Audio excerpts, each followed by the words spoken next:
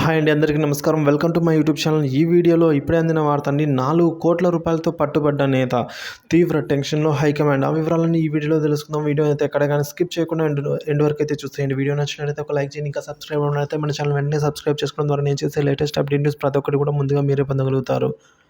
ఇక మనం ఆలస్యం చేయకుండా వివరాలకైతే వెళ్ళిపోదాం. తమిళనాడు రాజధాని చెన్నైలోని తంబారం రైల్వే స్టేషన్లో భారీగా నగదైతే పట్టుబడింది. బీజేపీ కార్యకర్త సహా ముగ్గురిని పోలీసులు అయితే అరెస్టు చేశారు.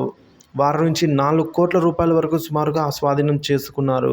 సతీష్ అనే బీజేపీ కార్యకర్త హోటల్ మేనేజర్గా అయితే పనిచేస్తున్నారు. ఆయన తన సోదరుడు అయిన నవీన్ అలాగే డ్రైవర్ పెరుమాల్తో కలిసి 4 కోట్ల రూపాయల నగదును 6 బ్యాగుల్లో చెన్నై నుంచి తిరునెల్వేలికి అయితే వెళ్తూ ఉన్నారు. ఈ క్రమంలో తంబారం స్టేషన్ వద్ద ఫ్లయింగ్ స్క్వాడ్ అయితే సిబ్బంది రైలులో తనిఖీ అయితే చేశారు. ఈ సందర్భంగా ముగ్గురిని అదుపులోకి తీసుకున్నారు.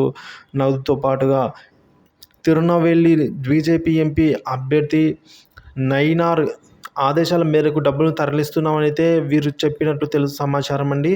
ఈ ఘటనపై కేసు నమోదు చేసిన పోలీసులు దర్యాప్తు చేస్తూ ఉన్నారు. కాగా తమిళనాడులో 39 లోక్సభ స్థానాలకు ఈ నెల 19న ఎన్నికలు అయితే జరగనున్నాయి.